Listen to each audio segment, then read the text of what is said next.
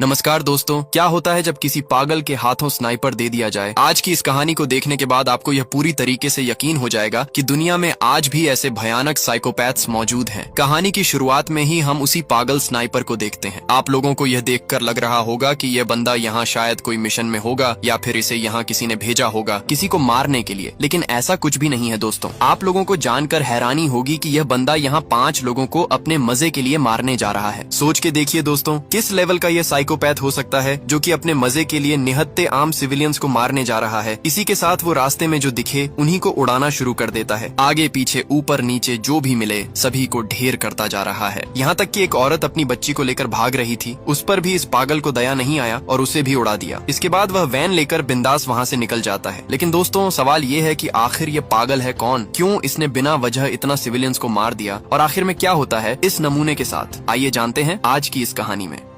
इस घटना की सूचना मिलते ही CIA फौरन उस लोकेशन में हाई सर्च अलर्ट जारी करता है और पूरा क्राइम सीन को इन्वेस्टिगेट करना शुरू कर देता है। इस क्राइम सीन का लीड संभाल रहे हैं डिटेक्टिव अनमोल नर्जनरी, जो कि काफी शार्प माइंडेड और टैलेंटेड माना जाता है। इन्वेस्टिगेशन के दौरान उसे वहीं कुछ लीड मिल जाता है। वहीं उसे उसी साइको स्नाइपर का गिरा हुआ एक सिक्का मिल जाता है। उसी सिक्के को फिंगरप्रिंट स्कैनिंग करने पर उन्हें पता चलता है कि यह फिंगरप्रिंट जेम्स मार्क नाम की एक एक्स मिलिट्री बंदे का है। ये देख डिटेक्टिव फौरन उस बंदे का घर में अपना फोर्स भेज देता है। वहीं डिटेक्टिव को उसके घर में सेम वैन और स्नाइपर देखकर पूरी तरीके से कंफर्म हो जाता है कि यही वह साइको शूटर है। फिर क्या था दोस्तों, उसको सीधा पकड़कर एम्बेसी में ले जाया जाता है। वहीं डिटेक्टिव अनमोल उसका इंट्रोगेशन लेना शुरू कर देता है और उसे कहता है कि तेरा खेल खत्म भाई, अपना गुनाह कबूल कर ले और इस फॉर्म पर साइन कर। लेकिन वह बंदा साइन करने की जगह एक पेपर में लिखता है गेट जैक रिचर। अब आप लोगों को लग रहा होगा कि साला अब ये रिचर कौन है, चलिए थोड़ा ये भी जान लेते हैं। रिसर्च करने पर डिटेक्टिव को पता चलता है कि जैक रिचर भी एक एक्स मिलिट्री सोल्जर ही थे, लेकिन ये कोई आम सोल्जर नहीं थे। रिचर अपने बटालियन का सबसे खतरनाक स्नाइपर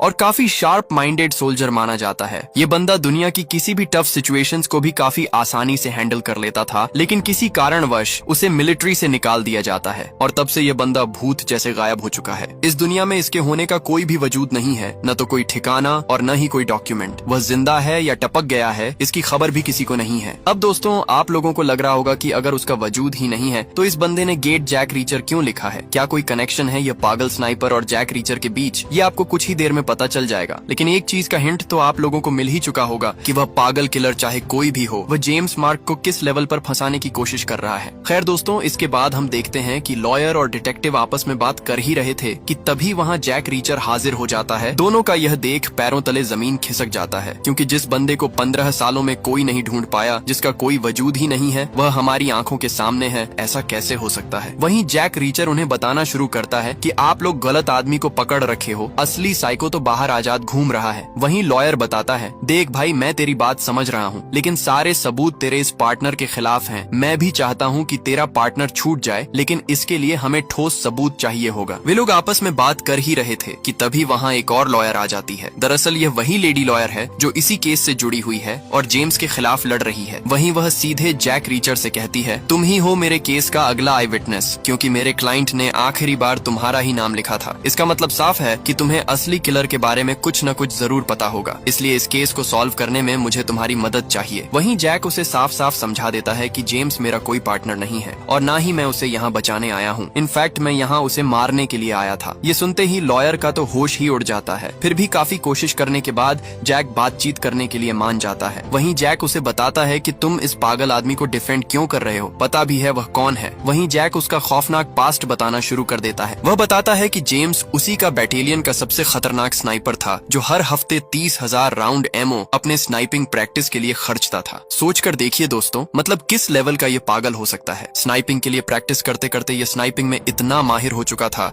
कि यह किसी भी ब्लाइंड स्पॉट पर बिना देखे ही टारगेट को हिट कर सकता था, चाहे टारगेट कितना ही दूर में ही क्यों ना हो। जेम्स स्नाइपिंग के लिए इतना पागल था कि यह हमेशा ही हेडशॉट मारने के लिए एनिमीज ढूंढता रहता था। फिर 2 साल के बाद उसे फाइनली एक मिशन में जाने का मौका मिल जाता है, लेकिन वहाँ उसे पता चलता है कि उसे बस निगरानी रखने के लिए रखा गया है। यह देख उसका दिमाग और खराब हो जाता है और फिर से 2 साल यूं ही गुजर जाता है। वह अंदर ही अंदर खुद को कोसने लग जाता है, क्योंकि इतना शार्प और माहिर स्नाइपर होने के बावजूद उसे अभी तक एक भी किल नहीं मिला। इसलिए वह अपनी जिंदगी का सबसे बड़ा क्राइम करने का फैसला करता है और फिर एक दिन वह बिना वजह ही 4 लोगों को हेडशॉट पे हेडशॉट मारकर वहीं ढेर कर देता है। और इस केस की इन्वेस्टिगेशन कर रहे थे जैक रीचर खुद ही। थी। ऐसी अनडिसिप्लिन किलिंग करने की वजह से जेम्स मार्क का कोर्ट मार्शल हो चुका था, लेकिन वे 4 लोग जिन्हें जेम्स ने मारा था, वे लोग उसी दिन एक लड़की को टपाटप करके बाहर निकले थे। इसलिए यह केस जल्द ही ठंडा हो जाता है और जेम्स भी जल्द ही छूट जाता है। लेकिन इतना कुछ सुनने के बाद भी लॉयर लिसा उसे बताती है कि अगर पहले भी उसने इतना बड़ा क्राइम किया है और अपनी गलती मान भी ली है, तो इस बार उसने क्यों नहीं माना अपनी गलती।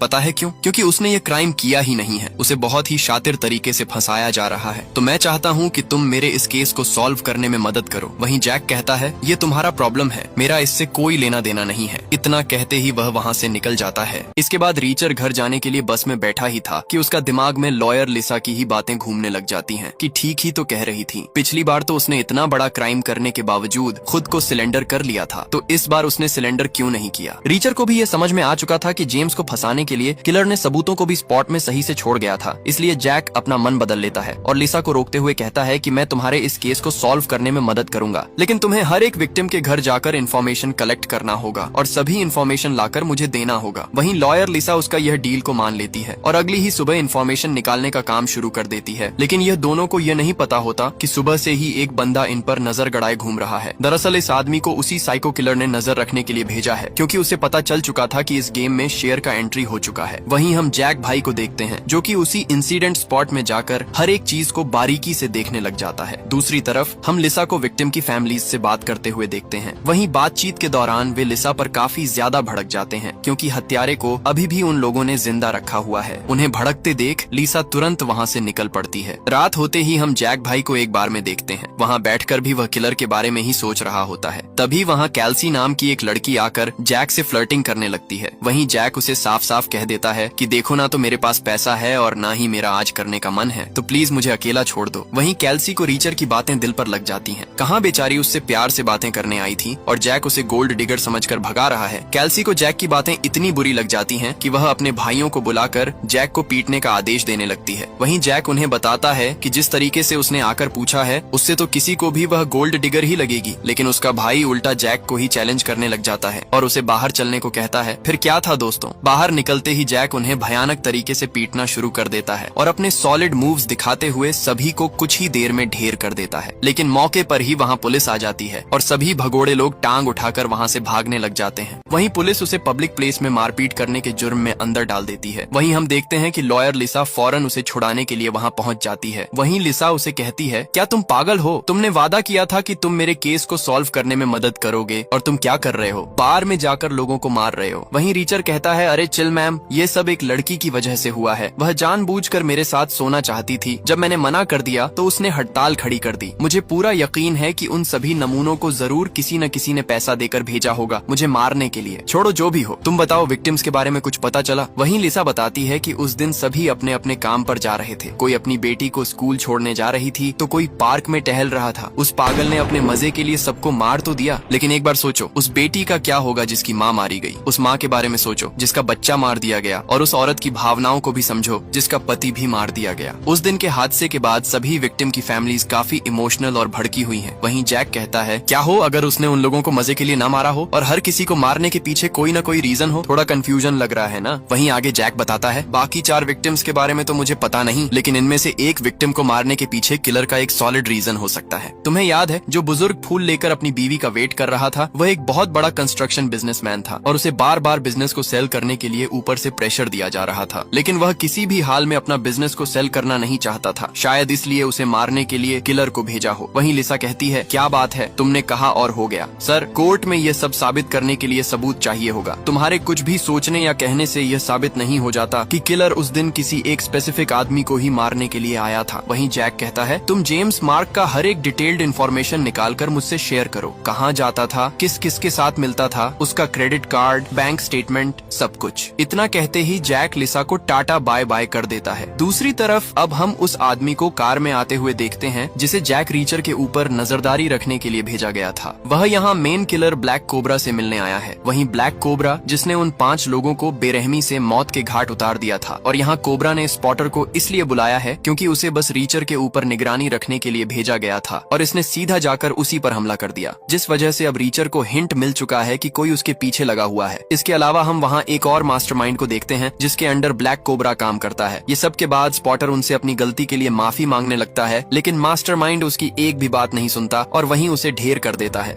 वहीं अगली सुबह लीसा बताती है कि उसकी क्रेडिट कार्ड से कुछ खास पता नहीं चला है। वह अक्सर बिटकॉइन या फिर कैश इस्तेमाल करता था ट्रांजैक्शन करने के लिए। वहीं जैक लीसा को एक लोकेशन में ले जाने को कहता है जहां वह कैल्सी नाम की लड़की काम करती है, क्योंकि रीचर को ये समझ में आ चुका था कि अगर मास्टरमाइंड को पकड़ना है तो हमें पहले उस लड़की को पकड़ना होगा। लोकेशन में पहुंचते ही जैक लीसा को भेज देता है और खुद अंदर घुसकर कैल्सी के बारे में पूछने लगता है। वहीं स्टाफ मेंबर कहता है, यहाँ कोई कैल्सी नाम की लड़की काम नहीं करती, निकलो यहाँ से। लेकिन यहाँ तो जैक पहले से ही कैल्सी की पूरी कुंडली निकाल कर आया है, तो वह सीधा कैल्सी के रूम में एंटर करता है और उसे साफ साफ पूछने लगता है कि तुम्हें उस दिन किसने भेजा था मेरे साथ फ्लर्ट करने के लिए। वहीं लीसा बताती है कि क्रिस्टो नाम का एक बंदा था, उसने मुझे तुम्हारे साथ फ्लर्ट करने के लिए 150 रुपए दिए थे। वहीं रीचर उससे क्रिस्टो का एड्रेस ले लेता है और उसे कुछ दिनों के लिए शहर छोड़कर बाहर जाने को कहता है, क्योंकि अभी जो मैं करने जा रहा हूँ इसे जरूर वह लोग तुम्हारे पीछे आएंगे। इतना कहते ही रीचर क्रिस्टो के लिए निकल पड़ता है। लोकेशन में पहुंचते ही उसे वहाँ कोई भी नहीं मिलता।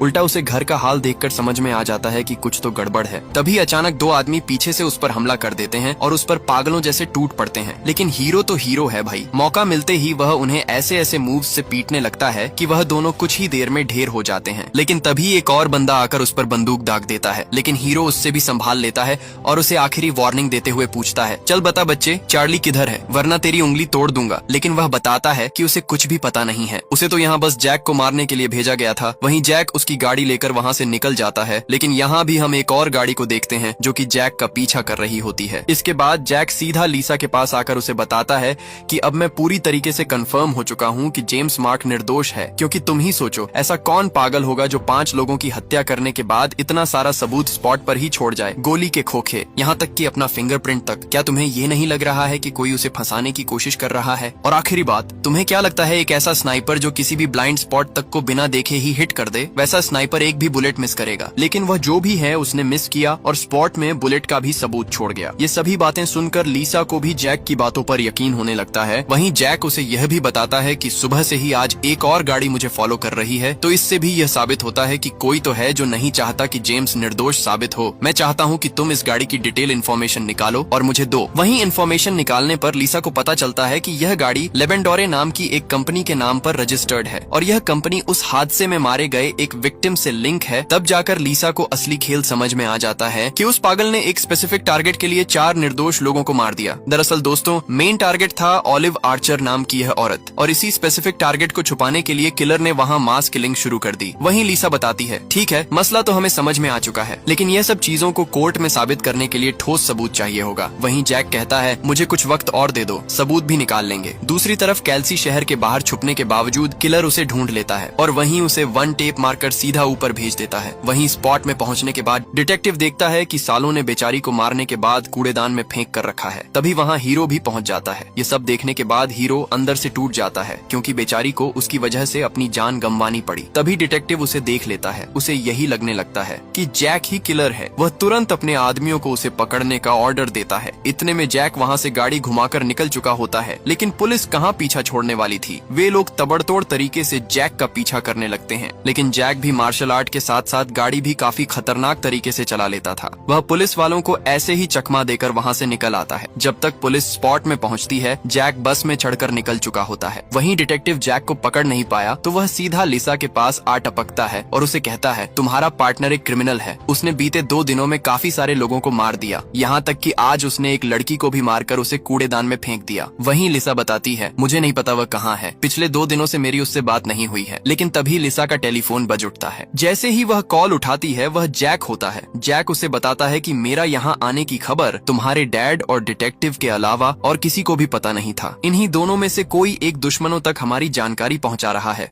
ये सुनते ही लीसा को भी उन दोनों पर शक होने लगता है। फोन रखते ही लीसा तुरंत दोनों को घर से भगा देती है। सुबह होते ही हम जैक को इस लोकेशन की ओर जाते देखते हैं जहां जेम्स मार्क अक्सर स्नाइपिंग प्रैक्टिस के लिए जाया करता था। वहां पहुंचते ही वह ट्रेनर से मिलता है और उससे कहता है कि आपका स्टूडेंट जेम्स मार्क निर्दोष होने के बावजूद जेल में सजा काट रहा है। उसको बाहर निकालने के लिए मुझे आपकी मदद चाहिए होगी। मुझे जेम्स के बारे में हर एक छोटी से छोटी जानकारी चाहिए। वही ट्रेनर स्नाइपर निकाल कर कहता है, मैं तुम्हें जानकारी तभी दूंगा जब तुम टारगेट को सही से 3 बार हिट कर पाओ, साथ ही वह उसे 4 बुलेट दे देता है। फिर क्या था दोस्तों, ये तो उसके लिए बाएं हाथ का खेल था। पहला शॉट में वो ब्लैंक फायर मार देने से भी बाकी का 3 शॉट सीधा जाकर एग्जैक्ट टारगेट को हिट करता है। ये देख ट्रेनर का तो होश ही उड़ जाता है और वह उसे कहता है, क्या बात है, ऐसे शॉट कई सदियों बाद देख रहा हूँ। इसके बाद वह जेम्स मार्क का हर एक इन्फॉर्मेशन बताना शुरू करता है। वह बताता है कि जेम्स अपने स्नाइपिंग प्रैक्टिस को लेकर इतना पैशनेट था कि वह कभी कभी तो पूरा दिन बस स्नाइपिंग ही करता रहता था। इसके बाद ट्रेनर उसे उस वक्त का कुछ सीसीटीवी फुटेज दिखाता है। फुटेज देखते ही रिचर्ड का तो होश ही उड़ जाता है, क्योंकि ट्रेनिंग के दौरान जेम्स के साथ हमेशा वही पागल स्नाइपर ब्लैक कोबरा आया करता था। ये देख रिचर्ड तुरंत लीसा को कॉल करके बताता है कि मुझे एक ठोस सबूत मिल गया है, तो तुम तुरंत आकर मुझसे मिलो। वहीं लीसा रॉन्ग नंबर कहकर उसका कॉल काट देती है, क्योंकि वह अपने बाप के सामने ही बैठी थी। वहीं वह उनसे लैवेंडर कंपनी की हर एक जानकारी देते हुए कहती है कि कैसे यह कंपनी को हड़पने के चक्कर में 5 निर्दोष लोगों को मार दिया गया, बस ओनर के किलिंग को छुपाने के लिए। यहाँ तक कि वे लोग हमें मारने के लिए भी आदमी भेज रहे हैं, मतलब मेरी जान भी अभी खतरे में है। इसलिए वह उसके बाप को उनके खिलाफ केस फाइल करने को कहती है, लेकिन उसके बाप को तो मानो कोई फर्क ही नहीं पड़ता। वह इन बातों को बेबुनियाद कहकर खारिज कर देता है। अपने बाप के मुंह से यह सब बातें सुनकर लीसा तुरंत वहाँ से निकल जाती है। इसके बाद जैसे ही लीसा लिफ्ट में चढ़ती है, तभी वहाँ डिटेक्टिव भी टपक जाता है और उसे पर अचानक टेजर गन से इलेक्ट्रिक शॉक मार देता है, जिससे लीसा वहीं गिर के बेहोश हो जाती है। तभी वहाँ वही पागल स्नाइपर और एक टकला लीसा को लेकर वहाँ से निकल जाता है। यहीं साफ हो जाता है कि डिटेक्टिव ही साला गद्दार है। इसके बाद ब्लैक कोबरा सीधा जैक को धमकी देते हुए कहता है, अगर तुम यहाँ अगले 1 घंटे में नहीं पहुँचे तो तेरी गर्लफ्रेंड को हम टपका देंगे। वहीं जैक कहता है, मुझे घंटा फर्क नहीं पड़ता, तुम उसके साथ क्या करते हो। तेरे खिलाफ मुझे हर एक इम्पोर्टेंट एविडेंस मिल चुका है। अब मैं ये सब लेकर सीधा FBI के पास जाऊंगा। तुझे जो उखाड़ना है उखाड़ ले। ये सब बातें सुनकर तो ब्लैक कोबरा की तो पतलून ही गीली हो चुकी थी। तभी जैक उसे दोबारा कॉल लगाकर कहता है, ठीक है मैं आ रहा हूँ, लेकिन अगर लीसा को कुछ भी हुआ तो याद रख,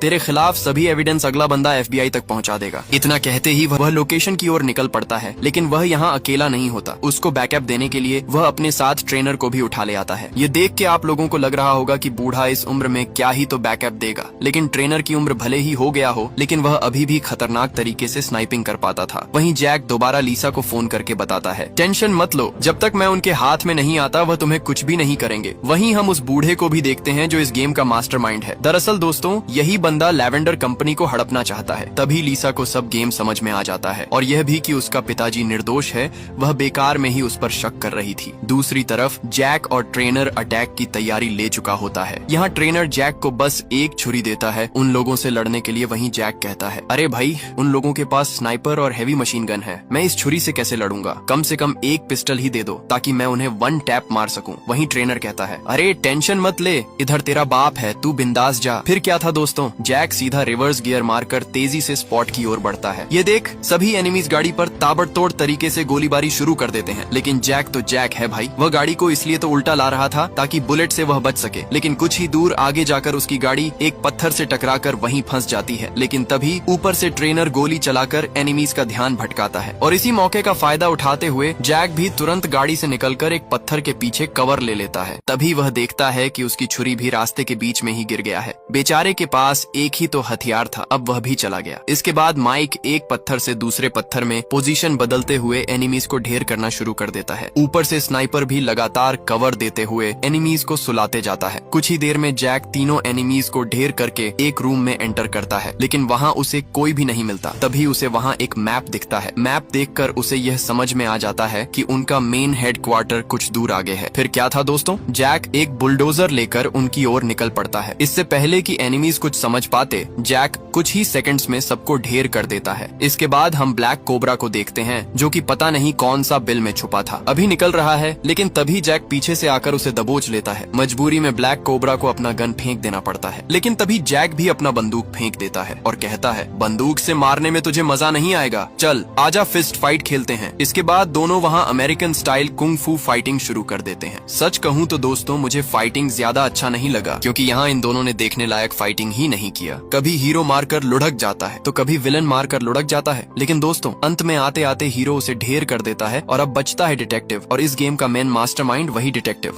लीसा को अपनी ढाल बनाकर बैठा हुआ है। लेकिन हीरो इतना हाईली स्किल्ड शूटर था कि एक ही शॉट में उसका काम तमाम कर देता है। अंदर घुसते ही हीरो देखता है कि एक बूढ़ा बिंदास चिल मारकर बैठा है। दरअसल दोस्तों हीरो को यह पता ही नहीं होता कि यही इस पूरे गेम का असली मास्टरमाइंड है, जो पर्दे के पीछे से ये पूरा ऑपरेशन चला रहा था। बाद में लीसा बताती है कि यही ही तो है इस गेम का रियल मास्टरमाइंड, हमें इसे FBI के हवाले कर देना चाहिए। लेकिन जैक उसे बिल्कुल भी FBI के पास भेजना नहीं चाहता था, क्योंकि इसी पागल के लिए इतना सारा मासूम लोगों ने बिना वजह ही अपनी जान गंवाई, इसलिए वह उसे सीधा यमराज के पास भेज देता है। यह देख लीसा घबरा जाती है और जैक से कहती है, ये तुमने क्या कर दिया? अब मैं जेम्स मार्क को कैसे निर्दोष साबित करूंगी, और अभी उल्टा तुम्हें पुलिस पकड़ लेंगे। वहीं जैक कहता है, मेरा फिक्र मत करो, मैं FBI को हैंडल कर लूंगा। और रही बात जेम्स मार्क को छुड़ाने की, तो उसके निर्दोष होने की एविडेंस मैंने ऑलरेडी कलेक्ट करके तुम्हारे ऑफिस में छोड़ दिया है। इतना कहते ही जैक लीसा को अलविदा कहता है और वहाँ से निकल जाता है। इसके बाद हम देखते हैं लीसा जेम्स मार्क से मिलने के लिए आया होता है। वहीं वह उसे कुछ तस्वीरें दिखाकर पूछने लगती है कि क्या तुम्हें इस लोकेशन के बारे में कुछ पता है? वहीं जेम्स कहता है, हाँ मुझे पता है, मैं यहाँ अक्सर जाया करता हूँ। और लीसा उससे ये भी पूछती है कि अगर तुम्हें उस पार्क में स्नाइपिंग करने का मौका मिले तो तुम कौन सा स्पॉट सेलेक्ट करोगे? वहीं जेम्स कहता है, मैं वहाँ ब्रिज से स्नाइपिंग करना पसंद करूंगा, क्योंकि मेरी आंखों में प्रॉब्लम है और एक गाड़ी के अंदर बैठकर स्नाइपिंग करने में मुझे आसानी होगी। ये सुनते ही लीसा को ये कंफर्म हो जाता है और एविडेंस भी मिल जाता है कि जेम्स निर्दोष है, क्योंकि शूटर ने एक पार्किंग लॉट के खुले इलाके से अपना शॉट लिया था। और दोस्तों, इसी के साथ हमारी आज की कहानी यहीं समाप्त होती है। अगर आप किसी और मूवी का एक्सप्लेनेशन देखना चाहते हैं तो कमेंट करके जरूर बताएं। मैं पूरी कोशिश करूंगा कि आपकी पसंद की मूवी का एक्सप्लेनेशन जल्द से जल्द लेकर आऊं। वीडियो देखने के लिए आप सबका बहुत बहुत धन्यवाद।